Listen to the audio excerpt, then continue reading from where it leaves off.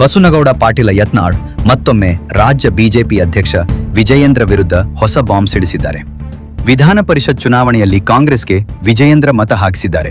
DK Shivakumar ಹಾಗೂ ವಿಜಯೇಂದ್ರ ಒಳ ಒಪ್ಪಂದ ಮಾಡಿಕೊಂಡಿದ್ದಾರೆ ಎಂದು ಆರೋಪಿಸಿದ್ದಾರೆ.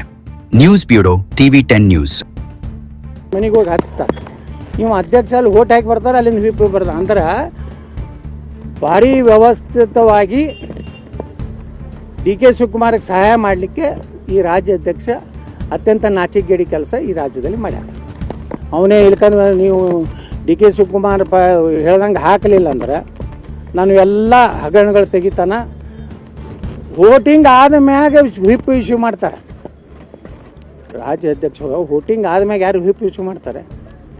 ವೋಟಿಂಗ್ಗಿಂತ ಮೊದಲು ವಿಪ್ ಇಶ್ಯೂ ಮಾಡ್ತಾರೆ. ಅವ್ರು ವಿಪ್ ತಗೊಳ್ಳಿ